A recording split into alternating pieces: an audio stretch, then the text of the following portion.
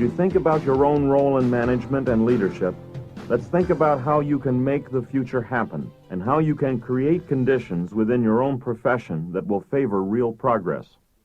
Management can be defined many ways. Undoubtedly, you have your own definitions. One of the most widespread and commonly accepted definitions is management is getting things done through other people. This definition contains two primary elements. First, there's the focus on results. Management is getting things done. Second, there's getting things done through other people.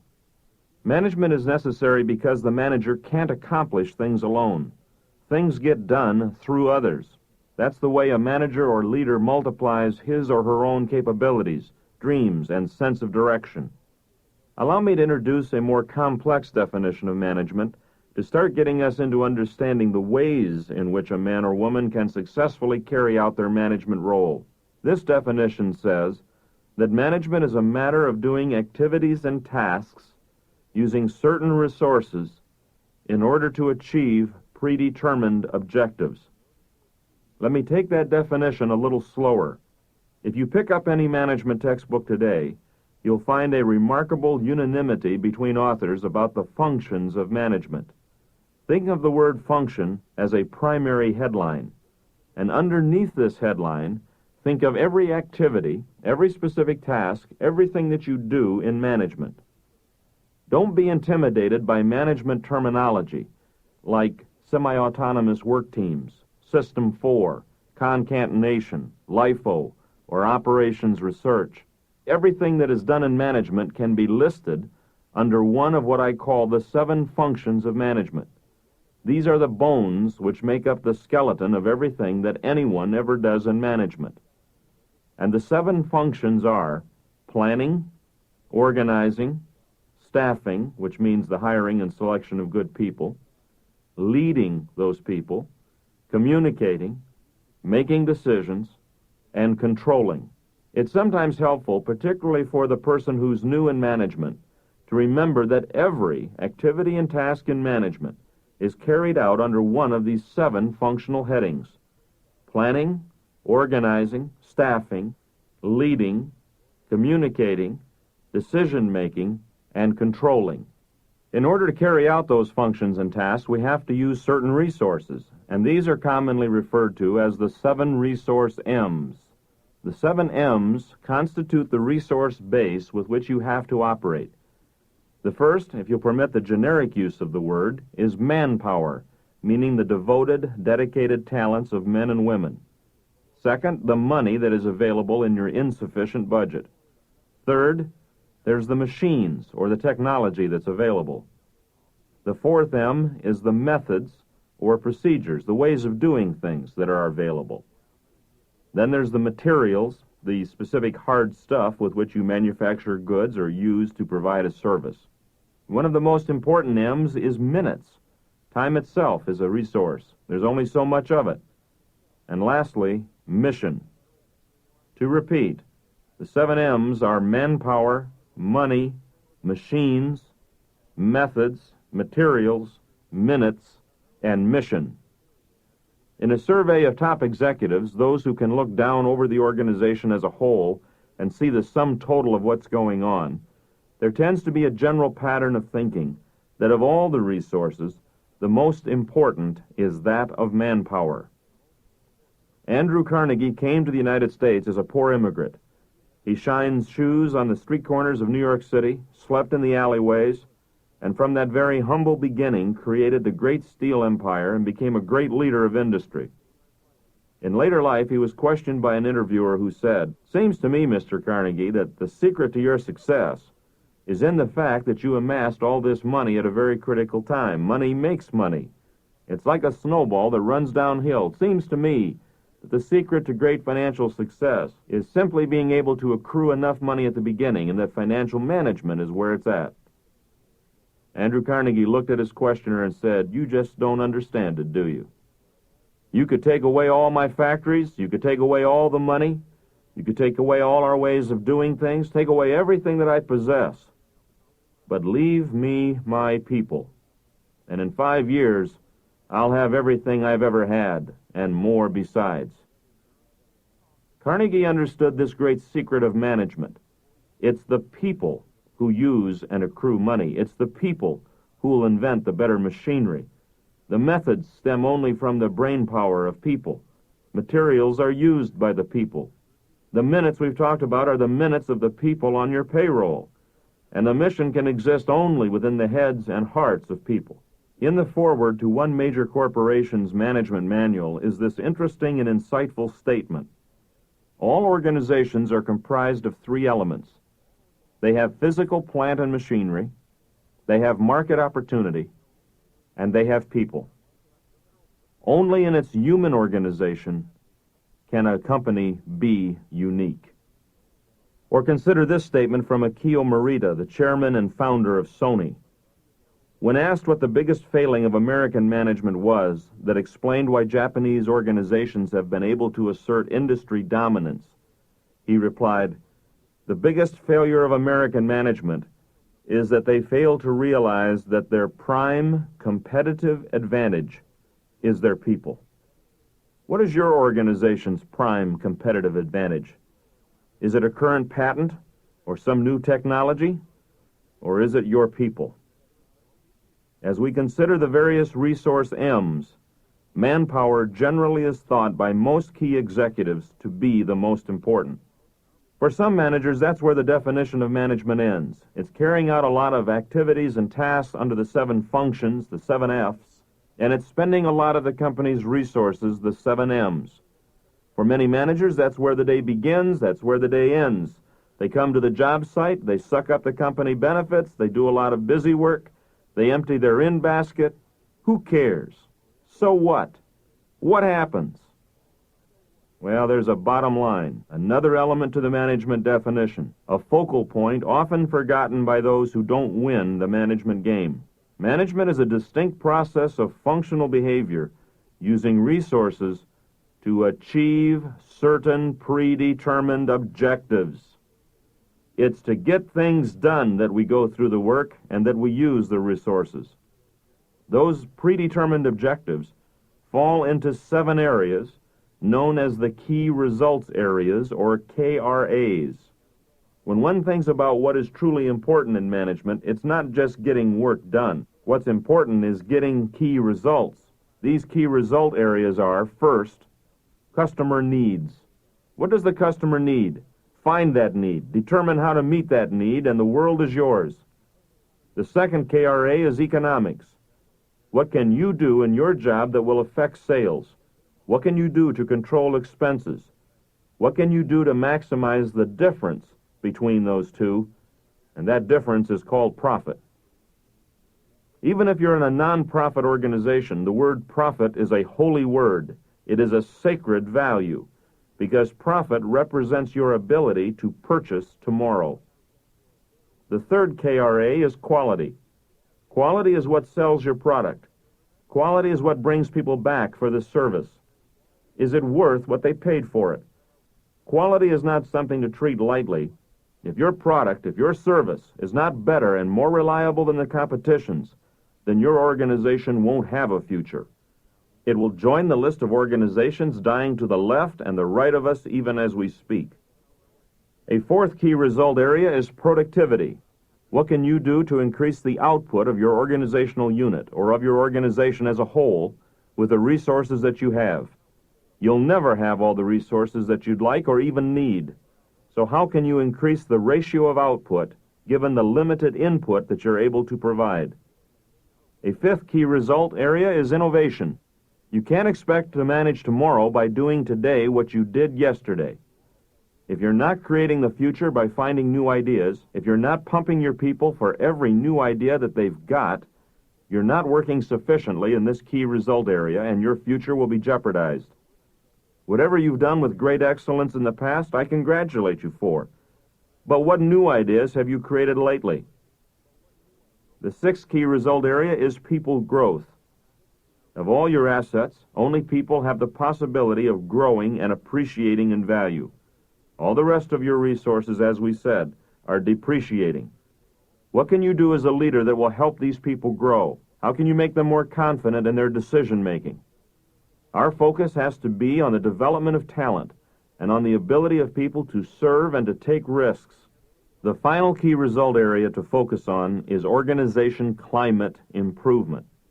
What can you do to increase the development and interaction in your organization as a whole? Every organization has a climate. Every organization has an atmosphere. Some places are great places to work. A book entitled The 100 Best Companies to Work For in America was an instant success. People want to work for Disney and IBM and Hewlett-Packard and Johnson & Johnson and 3M. These companies don't have recruiting problems, and they don't have retention problems either. Something has happened in terms of excellent organization climate that nurtures and motivates and challenges the human spirit. But in other organizations, people are defensive. They don't share information. They backstab. The climate is so unhealthy and psychologically ill that there's little probability of that organization succeeding in a competitive environment. Let me say all this more simply. Management is a success game. Management is concerned with winning. Someone once said to Vince Lombardi, "Coach, it seems to me that you put too much emphasis on winning. There's entirely too much emphasis on winning at all costs." And I've heard it said that it doesn't matter whether you win or lose. It's how you play the game. And to that Lombardi responded, "If it doesn't matter whether you win or lose, why do they keep score? Show me a good loser," he said, "and I'll show you a loser." Management is concerned with winning. We do what we do in management only because we want to win, to achieve. Whatever the game played in your organization, whatever winning means to your organization, management is the key power tool to help you do it. Management isn't a dry subject. Management is a set of power levers, power tools that can help you change the world around you. As we moved into our executive careers, most of us experience what is known as the transition problem, the trauma of transition. This was the period of our career life when we moved from being a professional or a technician in whatever specialty we were originally trained into a new specialty, the specialty of management. Being given a title didn't necessarily make you a true manager. Just how is it that a person moves from the realm of technical specialty into the realm of professional management? Return with me to those thrilling days of yesteryear, and let's think about what it was like as we moved from specialty of technical performance into the specialty of management performance.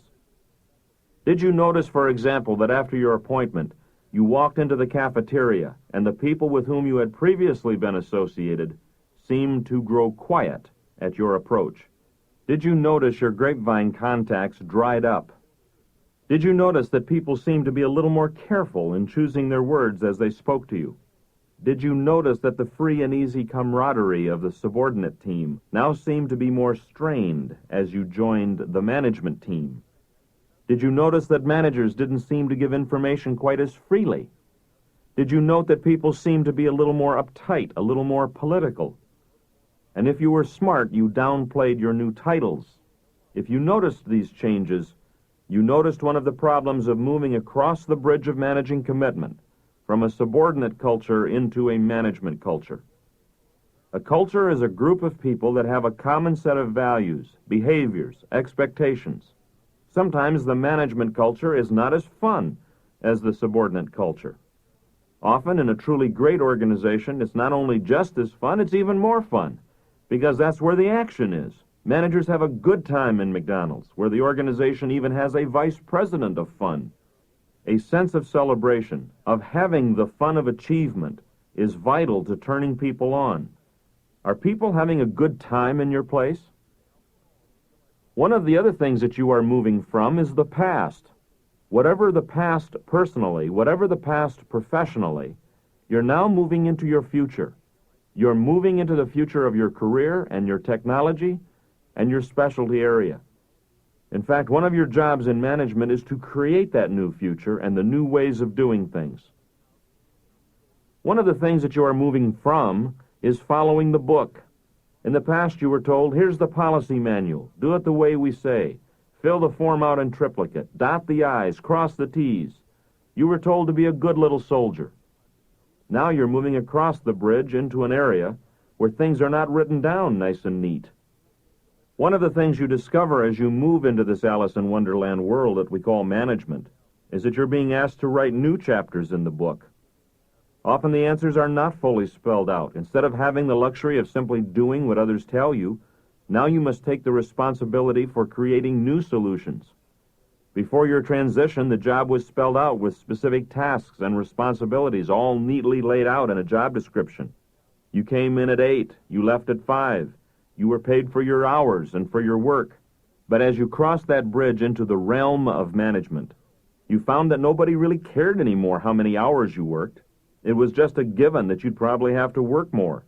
And people could care less how early you had to come in, how late you had to stay, or what you put in your briefcase as you took it home and destroyed your weekend, because now you're being paid for results, not for hours. The management job was not written down nice and neat, even though you may have had a laughable job description. There was a lot of ambiguity, and with that ambiguity came a lot of anxiety, and you may have noticed that you're popping a lot more Tums these days than you used to. Where you stood as a technician or as a newly appointed supervisor, there was safety. There was the ability to follow the herd. But as you moved across that bridge into management ranks, you found that there was no way you could hide in the herd anymore. For in that realm, there is risk and there is exposure. By the quality of your ideas and your ability to make decisions, do you stand or fall? How can one feel comfortable not working by the book? Unfortunately, the bridge of transition to the land of professional management has no handrail. There is, in fact, a chance that you will fall off the bridge. About 1/3 of the people who move into management work won't make it across the bridge. They won't be able to cut it. They will either violate the new management culture, fail to get results, or become a political liability. They'll be unhappy in their new job. They'll develop health problems. They'll show stress symptoms. Their marriages may fall apart. They'll tend to stay away from the office or show other hiding behaviors. I do not make these comments in a critical way, and I can't help feeling sorry for these people who probably should not have been selected for management work. A management job is not a job that is easily undertaken. It is not the great be-all and end-all. The person who says, "I don't want a career in management," is a healthy individual who knows that success and achievement in life can come from many sources. I'm assuming as I talk with you that you're interested in being successful in that leadership role. And if you are, let me discuss briefly 3 of the most common reasons that people fail to get across the bridge. The first of these is that new people in management sometimes fail to learn their craft. They don't really learn the job of management. They don't study the books. They don't understudy the performance of older men and women who have been successful in crossing the bridge. A number of years ago, Richard Chamberlain was famous for his roles on several TV series. He was a fine television actor. One night in London, he went to see Sir Laurence Olivier playing Othello. For 3 hours, this great actor virtually held the entire audience in the palm of his hand. Olivier told the story with great emotion of a man who had it all and who lost it all. It is a great tragedy, a great story, and it is one that requires unbelievable talent to tell. There are no second chances on the live stage. There is no editor to kindly cut out your mistakes as there is in TV. Richard Chamberlain left the theater shaken because he realized that he had not learned his craft. So out of his own pocket he paid his own way and for 2 years studied in England at the Royal Shakespearean Company, learning how the pros do it. For 2 years he devoted himself to the study of his craft. He took 2 years out of what would have been a very lucrative earning period for him. And finally, he came back to New York and played Hamlet. The New York theater critics, who are not always kind, said that it was one of the finest performances of Hamlet in this century. Richard Chamberlain had paid the price to learn his craft. Now, my question to you is, have you learned the craft of management? Don't be like some and make the mistake of thinking that because they gave you a title, that's all it's going to take. One simple way to learn your craft is to map out a development plan. On a sheet of paper, draw 3 columns. Label the first development needs and identify 3 things that need enhancement in your performance. If you can't think of 3 things, ask your boss. Label the second column prescriptive actions and identify 3 things you will do for each of the 3 development needs. A prescriptive action might be listening to my other wonderful tape programs, or reading a book, going to a seminar, getting coaching from a pro you admire, anything that will strengthen your ability in that area. And label the third column schedule, and write down when you will do each of these prescriptive actions. Repeat this process each year. Believe me, it's a mistake to wait around for your organization to take care of your career. It's something you must do for yourself. One of the most respected executives in America is Lee Iacocca. Lee's development plan for years has been to read a management book every day. Would it make a difference to your career if you had read 365 management books last year? Perhaps that's overdone, but tell me, did you read 1 last year? Now, there are those who learn their craft and yet still fail. They encounter the second transition failure, that of not doing their homework. That is, they don't practice the skills that intellectually they know. It's a sad fact that many people in management can quote you all of the management writers and yet do none of what is recommended by those writers. They are great people who can espouse the concepts of transactional analysis, but who are insensitive in their human dealings. There are many people who've read all the time management books, and yet are so disorganized they can't get themselves to work on time. In the early 1960s, a young pianist from Texas, Van Cliburn, went to Moscow to enter the prestigious Tchaikovsky competition. The Tchaikovsky competition is the World Series of classical piano. In Europe and in Russia, those who play classical piano are great national heroes. Coming from a small town in Texas, Van Cliburn's chances against these heavy hitters didn't look like much, but he walked away with the grand prize. It was one of the great artistic accomplishments for an American. He came back to this country to ticker tape parades in New York City. Shortly after his return, a woman came up to him following a concert performance and said, "Mr. Van Cliburn, I'd give 20 years of my life to be able to play like that." He looked at her and said, "Madam, that is exactly what I have given." The amount of practice that is required in order to make the knowledge of craft come out of the fingertips is immense. Benny Goodman, in his 80s, still got up every morning and played the scales for 3 hours. And I'm wondering, have you sharpened and honed your knowledge of management? Have you set out every day some kind of an objective that you intend to hit in terms of improving your capabilities? Effective managers routinely identify 1, 2, or 3 major tasks they intend to accomplish each day. As they drive into the parking lot in the morning, they think through what item or items of significance they'll attack that day. Don't let there be a work myopia, a managerial drift in your job.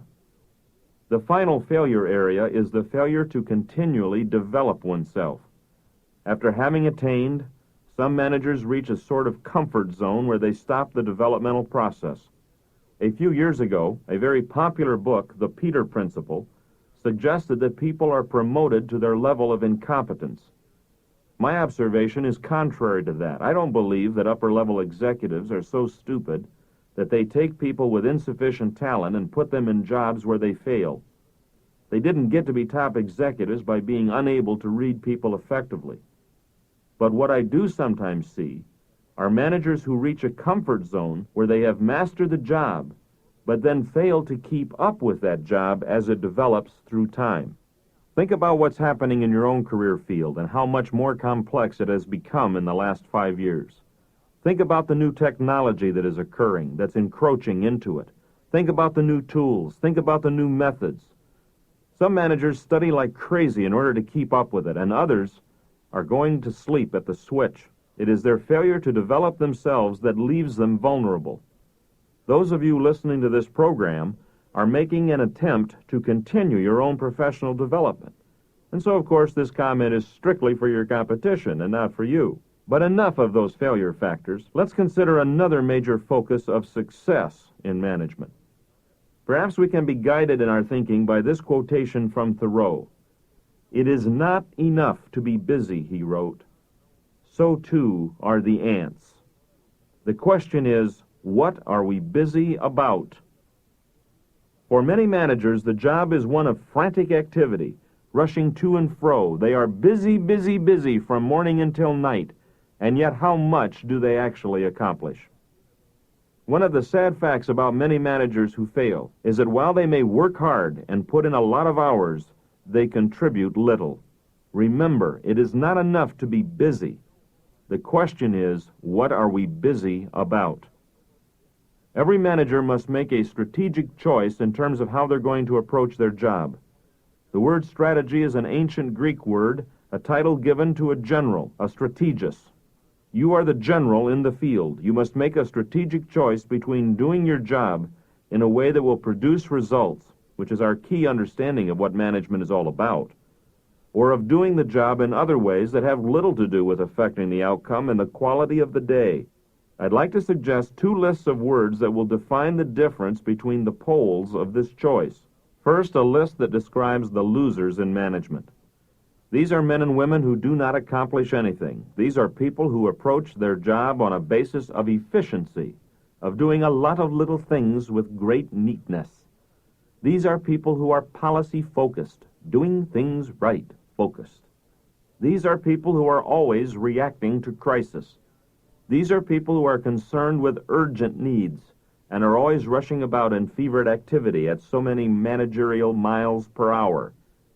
They are busy continually, and yet they seem to accomplish little or nothing. These are the losers in management.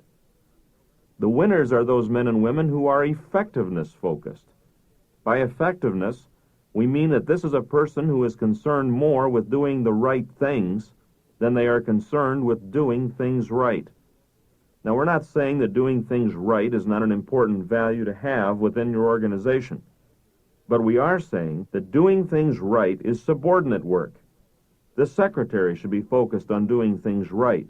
You as a manager must be focused on doing the right things. And what are those right things? They are the key results areas, the KRAs we've already talked about. Rather than rushing to and fro, fighting all the fires, instead of reacting to every new crisis, instead of being a person who is emergency-oriented, I'm asking that you be fire-preventing. Think about the last 3 or 4 emergency situations that arose in your department. Did you rush out to fight those fires yourself? Or had you previously trained subordinates and told them it's their problem to take care of? Did you then go back to your office, shut the door, and work out that new policy or procedure or training program that would prevent that same kind of fire from recurring? If you did, you put yourself on the side of effectiveness in performance management. It's not busyness that we're after, you see. It's business. Getting business done and achieving results is infinitely more important than mere activity.